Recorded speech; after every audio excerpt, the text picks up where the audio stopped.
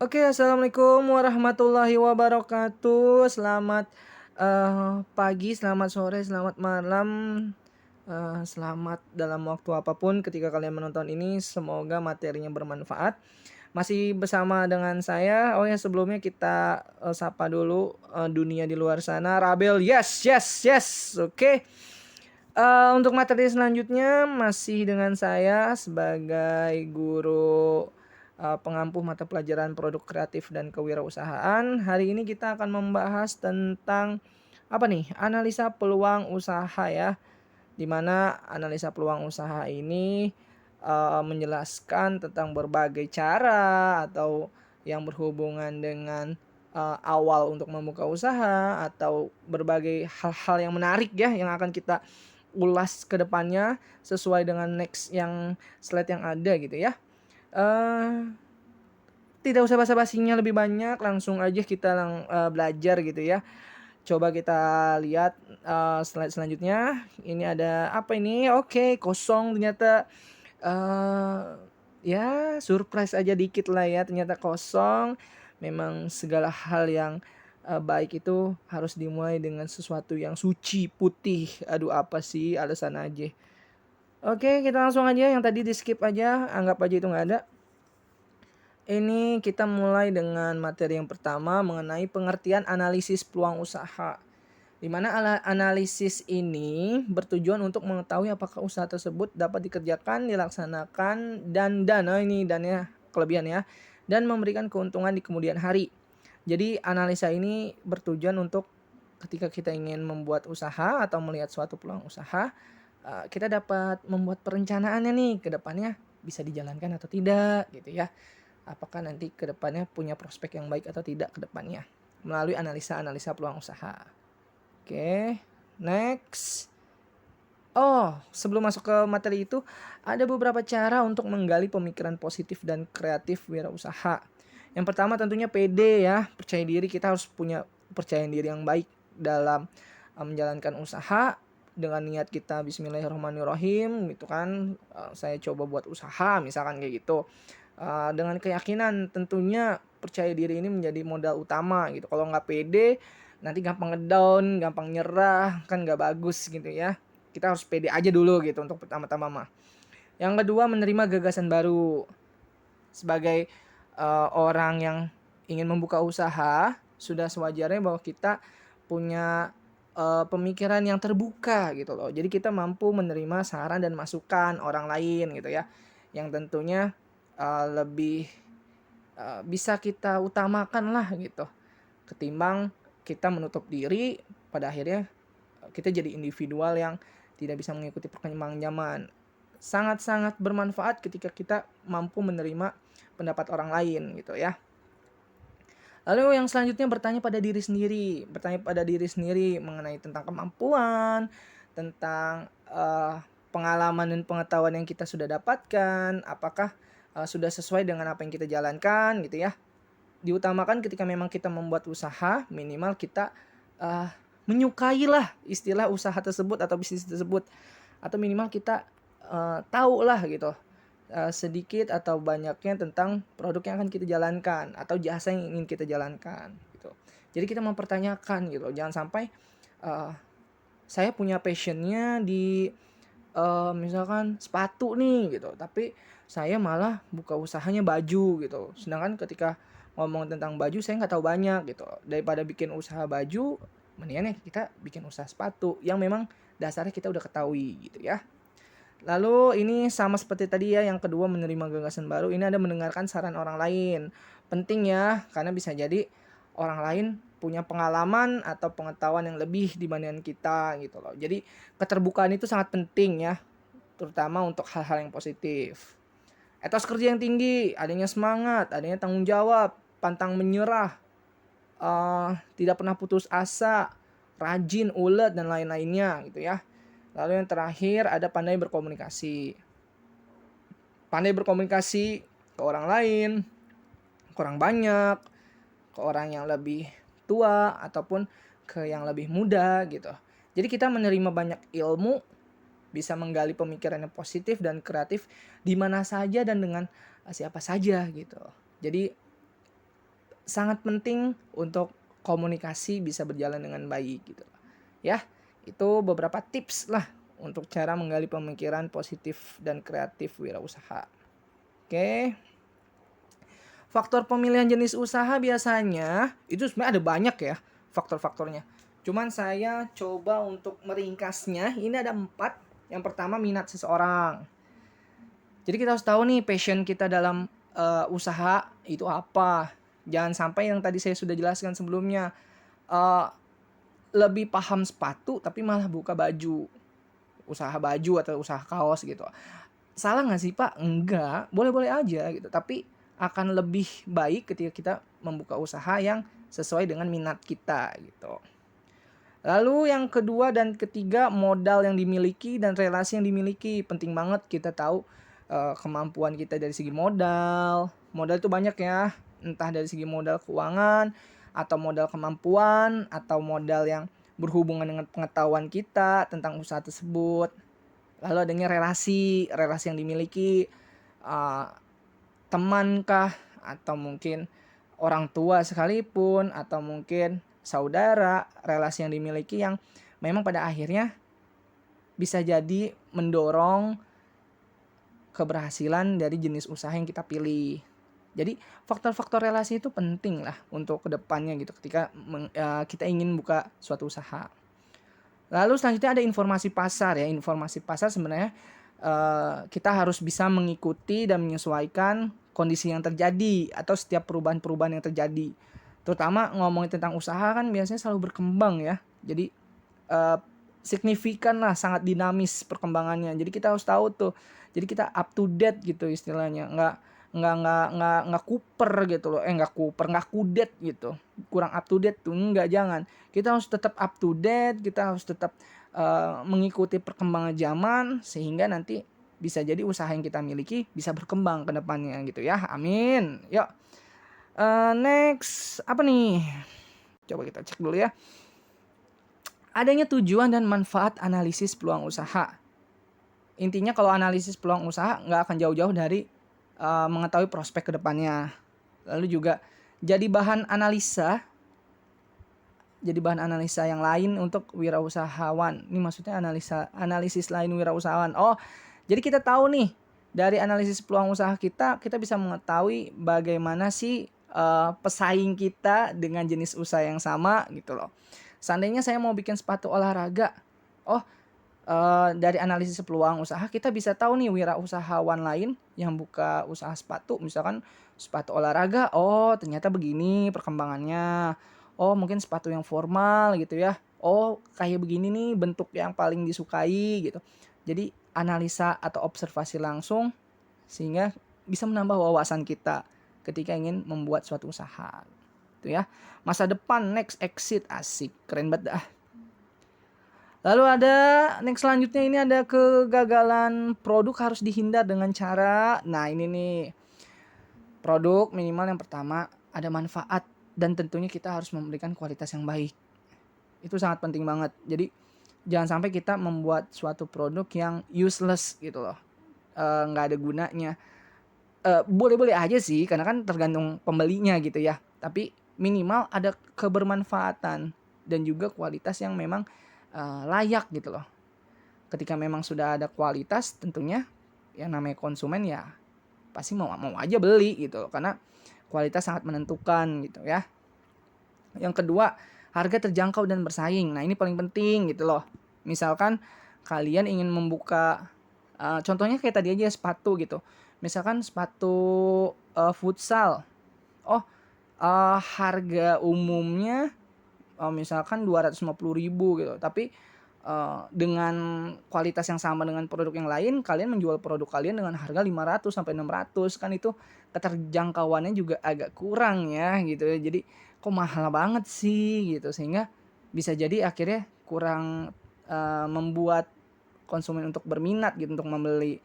Jadi keterjangkauan dan mampu bersaing ini harus disesuaikan dengan pangsa pasar. Makanya tadi penting banget tuh yang tadi slide sebelumnya nih ya, mengetahui informasi pasar nih tuh yang ada di sekitar kita yang berhubungan dengan usaha yang sedang kita jalankan. Next ini ada desain baru nih, asik. Desain baru otomatis yang namanya kita ingin membuat usaha, ketika kita ingin memasarkan produk, minimal kita ada inovasi gitu. Jadi inovasi entah dari segi bentuknya, entah dari segi konsepnya, entah segi warna ataupun dari segi apapun, yang jelas ada sesuatu hal yang baru yang bisa ditonjolkan gitu loh. Yang akhirnya jadi it's something different gitu. Jadi eh, apa tuh tadi artinya it's something different? Ya intinya ada hal yang membedakan lah dengan produk yang lain. Ada desain baru yang akhirnya, wih keren juga nih, mau beli dong gitu kan. Lalu next ada istilahnya ini ya produk lebih cepat dan murah, dalam artian kalau misalkan kita kurang bermain dari segi kualitas atau mungkin dari segi hal-hal yang berkenaan dengan fisiknya produk ya, mungkin kita bisa memberikan dengan kualitas yang sama dengan pasar gitu ya, tapi kita bisa lebih cepat nih proses produksinya dan juga mungkin harganya lebih murah. Beda ya, murah dan terjangkau ya.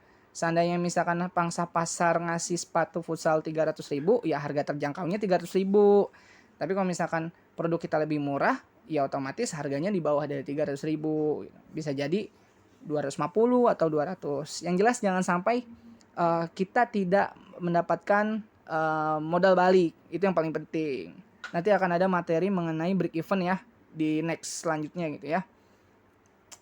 Lalu ada sesuai permintaan pasar, juga ini penting banget. Sesuai permintaan pasar dalam artian karena tadi kita udah tahu ya informasi pasar di slide sebelumnya.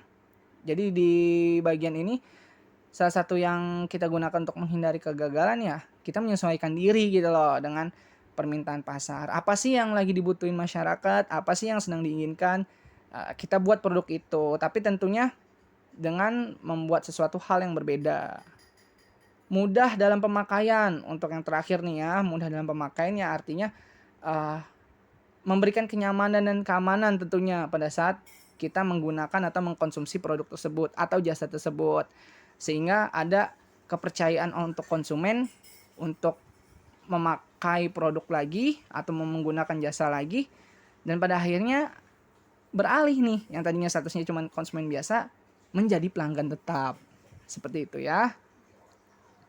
Oke, lumayan aus nih ya. Next selanjutnya ini kita ada yang namanya istilah pengembangan ide usaha. Kalau misalkan pengembangan ide usaha ini terdiri dari 1, 2, 3, 4, 5, 6. Ya intinya ada 6 lah, 6 sifat utamanya dalam pengembangan ide usaha. Yang pertama adanya sifat positif. Jadi arahkan pada hal yang mudah dan bermanfaat. Jadi yang seperti udah dijelaskan di materi sebelumnya, kalau bisa ketika kita buat usaha atau produk, ya kita memberikan kemudahan nih dan adanya manfaat ketika produk tersebut digunakan oleh konsumen. Tuh ya. Kreatif.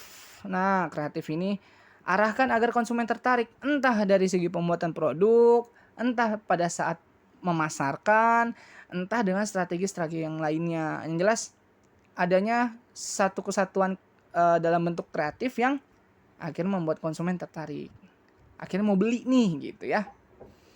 Yang selanjutnya ini ada inovatif, arahkan pada penciptaan produk baru. Nah ini yang saya bilang tadi tuh, buat suatu perbedaan yang akhirnya menjadi daya tarik atau daya minat untuk konsumen membeli.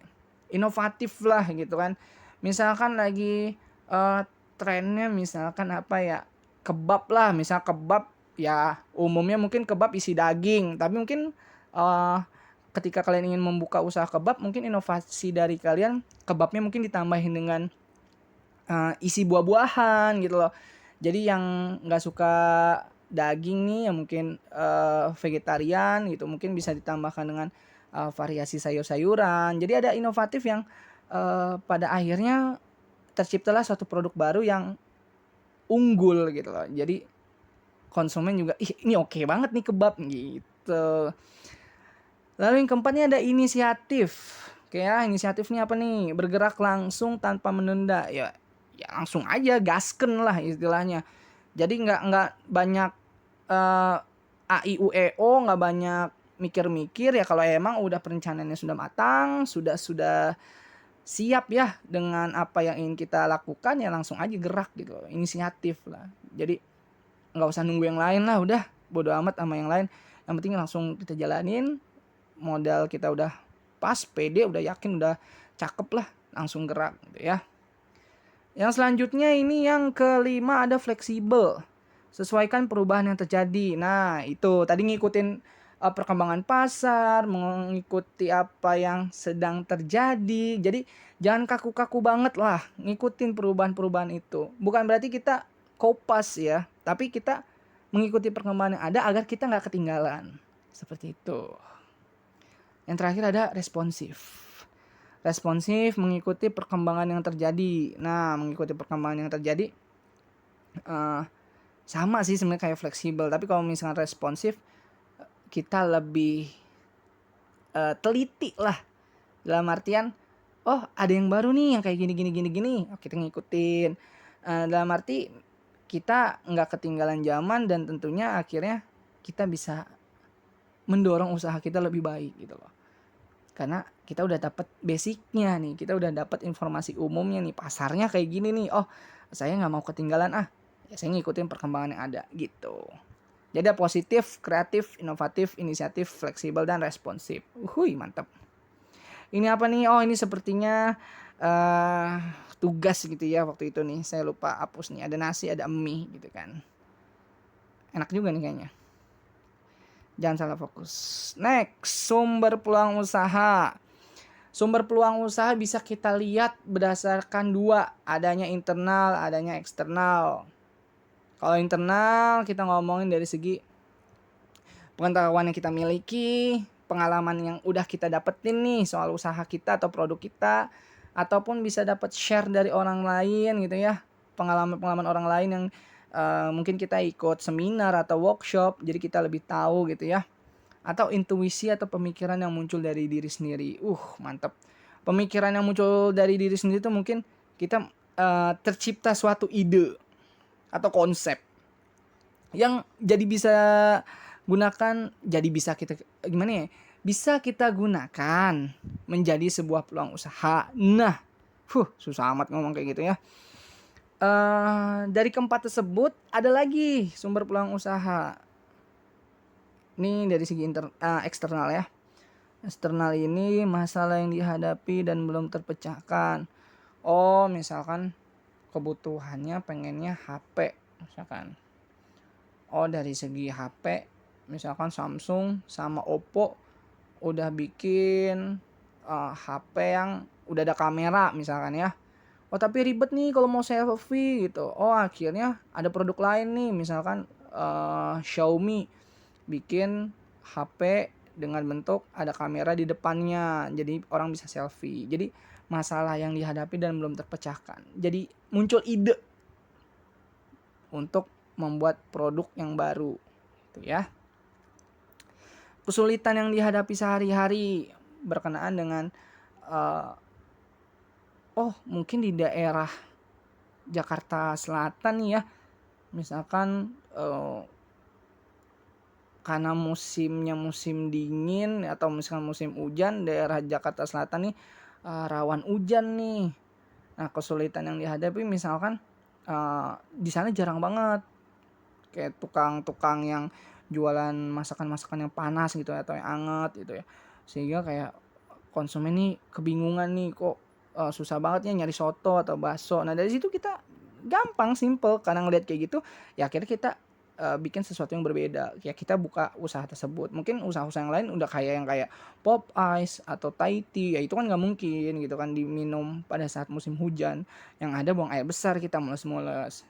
Jadi adanya hal-hal yang memang timbul dari kesulitan yang dihadapi sehari-hari.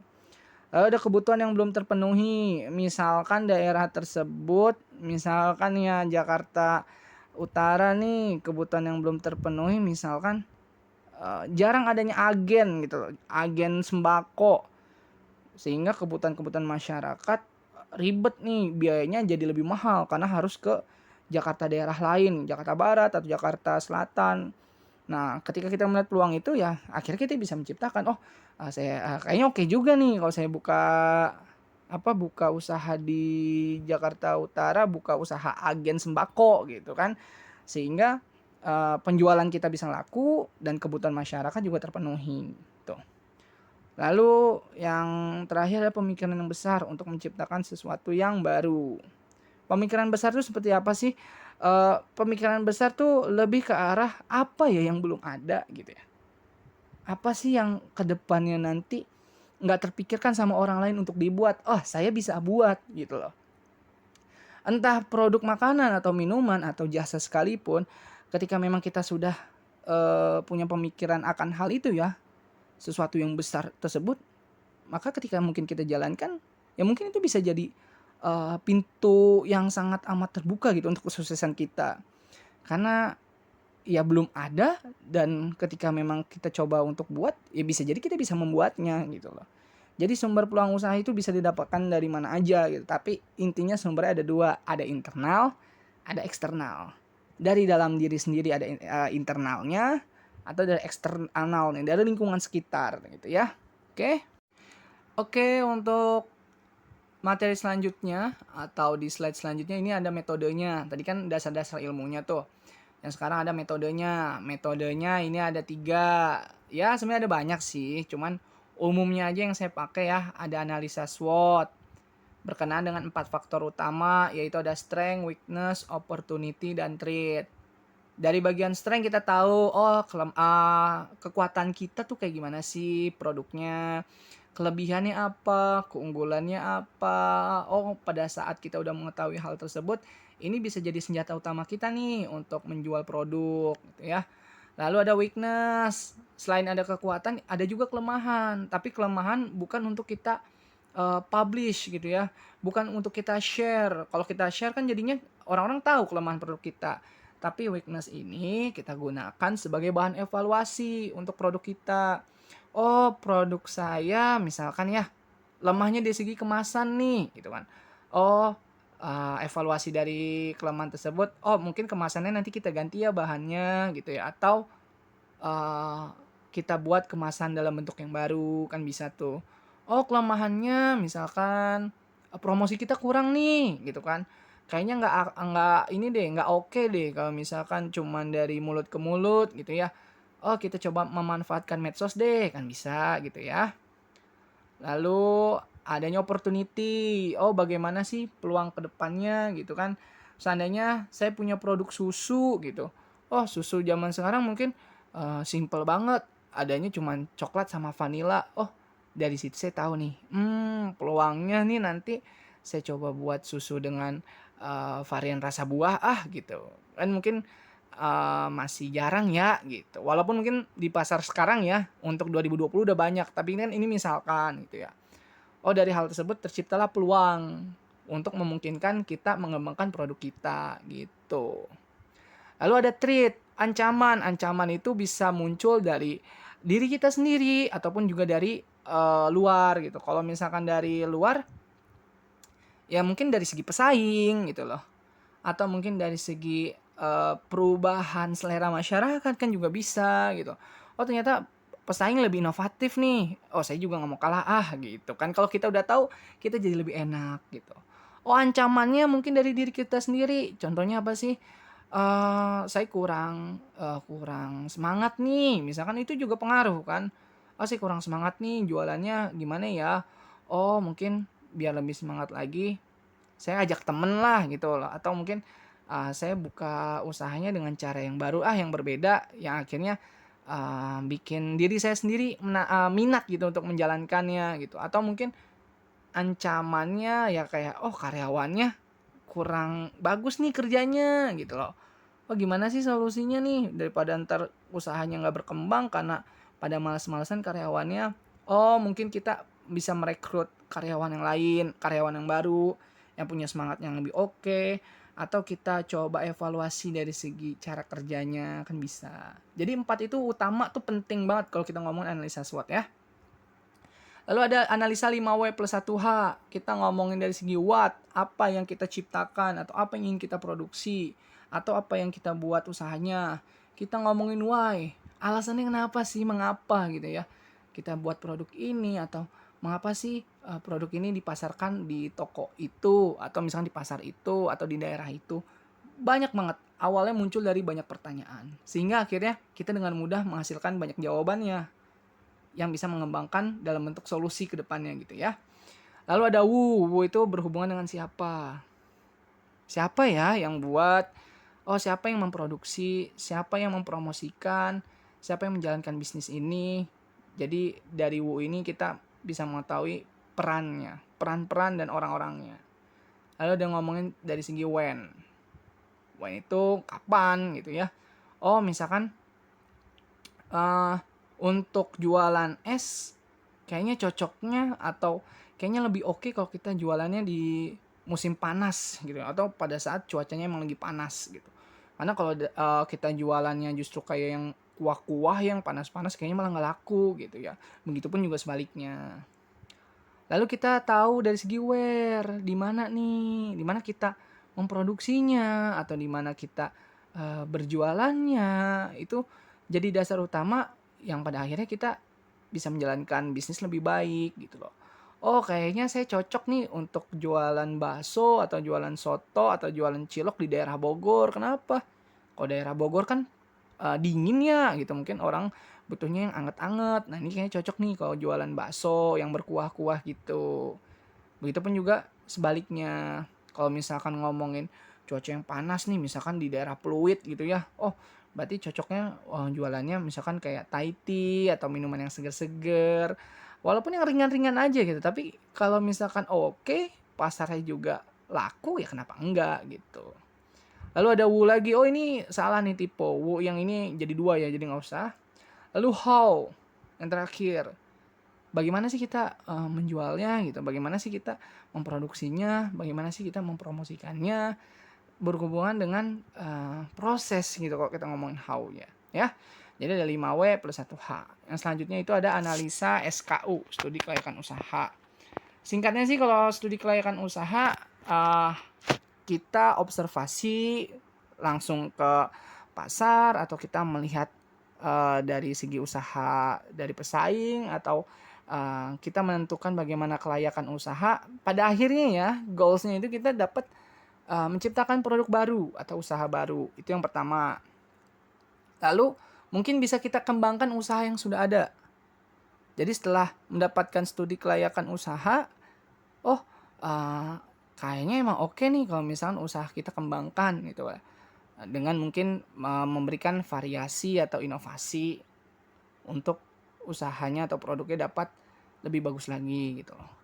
Oh, mungkin dari segi kelayakan usahanya dari situ kita tahu nih mana sih jenis usaha yang paling menguntungkan ya untuk poin ketiga, dan akhirnya kita jadi lebih fokus untuk menjalankan usahanya. Oke? Munculnya studi kelayakan usaha atau bisnis biasanya muncul dari gagasan, akhirnya muncul tujuan, visi dan misi ya. Lalu pada saat pelaksanaannya atau analisis di awal atau hasil dari evaluasi, kita tahu 5 aspek utama, pasarnya gimana, operasional produksinya seperti apa, manajemen yang baik tuh bagaimana, oh keuangannya tertutup atau tidak, dan aspek-aspek lainnya. Sehingga pada saat kita sudah mengetahui hal-hal tersebut, menciptakan satu atau 2 keputusan, dilaksanakan, go, atau tidak dilaksanakan, no go. Enggak sih, ini Englishnya ngaco nih. Ya, dilaksanakan atau tidak dilaksanakan intinya gitu ya. Lalu ada yang namanya pemanfaatan peluang secara kreatif dan inovatif. Bisa jadi dari pemanfaatan barang bekas. Pemanfaatan barang bekas tuh misalkan dari Aqua lah, misalkan Aqua tuh nyebut merek kan. Misalkan dari minuman mineral gitu ya, botol bekas. Mungkin bisa kita buat jadi kerajinan tangan gitu ya. Atau hal-hal yang memang produk-produk yang berhubungan dengan seni gitu. Atau bisa jadi kita buat barang-barang bekas tersebut akhirnya bisa mendapatkan nilai lebih gitu ya. Lalu pemanfaatan barang dari alam ya, yang ada di sekitar kita ya, berhubungan sama alam tuh apa sih, misalkan kayak pohon jati misalkan ya, dasar utama kan kayu. Nah dari kayu mungkin kita kembangkan jadi bisnis properti kan bisa tuh ya. Lalu pemanfaatan kejadian atau peristiwa. Biasanya berhubungan dengan satu momen gitu ya. Misalkan kayak hari lebaran atau misalkan hari Imlek. Pada saat hari lebaran kan otomatis mungkin orang-orang nyari-nyari ketupat nih gitu kan. Oh, bungkus ketupat nih kayaknya oke nih kalau kita jualan. Karena kan orang-orang lagi nyari banget pas lagi hari lebaran atau H-1 atau H-2 sebelum lebaran.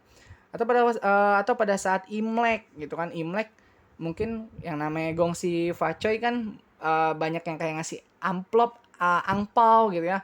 Mungkin kita bisa jualan angpau dengan desain baru atau desain-desain yang menarik. Itu kan juga bisa tuh. Terus pemanfaatan cara pengolahan, mungkin ngomongin dari segi kayak pemanfaatan tanah liat itu kan bisa dibentuk dengan olahan segala macam tuh, bisa dikelolanya dengan baik gitu ya. Sifat utamanya ada 3 sebenarnya, ada create, modify, sama combine. Bagaimana kita menciptakan melalui create, lalu ada sedikit modifikasi atau banyak juga masalah, yang terakhir kita combine gitu loh. Dengan barang yang ada dengan inovasi baru, atau barang yang baru dengan inovasi yang lebih fleksibel, dalam artian mungkin kedepannya akan jadi satu tren gitu. Jadi ada create, modify, dan combine gitu ya. Lalu ada ini apa nih? 4 jenis inovasi peluang usaha. Yang pertama kita ngomongin invensi ya, kita menemukan penemuan ide baru. Atau yang kedua, untuk melihat peluang usaha kita menciptakan ekstensi, adanya pengembangan dari barang yang sudah ada. Atau yang ketiga, ada yang namanya duplikasi atau penggandaan. Ya, dalam artian mungkin penggandaan dari segi jumlah ya, tapi dengan kualitas yang tetap sama. Duplikasi yang diharapkan adalah dari produk yang kita udah buat gitu. Jangan sampai kita menduplikat karya orang lain gitu. Itu kan sangat tidak diperbolehkan gitu ya. Atau yang terakhir sintesis. Adanya formula baru dalam artian ada produk yang memang belum ditemukan. Oh, dengan ide-ide yang sangat brilian, akhirnya kalian mendapatkan suatu konsep dan akhirnya bisa mengembangkan dengan formulasi yang baru gitu loh. Akhirnya terciptalah satu peluang usaha dengan produk yang mungkin belum ada dan mungkin bisa jadi menjadi satu tren ketika kalian membuatnya kayak gitu ya. Misalkan apa ya, kasih contohnya misalkan bikin topi gitu ya. Kan kalau sekarang topi tuh lagi musimnya yang topi-topi swag gitu ya. Oh, mungkin nanti kalian mengembangkan topi dalam bentuk yang berbeda gitu loh. Entah bentuknya lonjong atau bentuknya kotak atau yang lain-lain gitu. Tapi ya mungkin saat ini emang belum ada dan bisa jadi ketika kalian menciptakan tersebut, ya itu bakal hits gitu loh. Kan sekarang yang viral-viral aja kan banyak yang aneh gitu ya. Mungkin dari perbedaan atau sesuatu hal yang menarik tersebut akhirnya bisa jadi berkembang gitu. Jadi salah satu inovasi fashion kan kita nggak ada yang tahu. Nah itu yang disebut sintesis, formula baru. Oke. Mungkin itu aja ya. Kalau untuk penjelasan dari materi ini, sebenarnya PPT-nya sudah saya share. Jadi kalian tinggal baca aja. Tapi kalau misalnya kalian nggak mau repot, kalian bisa dengerin dari video ini, bisa kalian download juga, atau bisa kalian share ke teman-teman yang mungkin memang membutuhkan atau butuh penjelasan dari materi ini. Silahkan, diperbolehkan banget.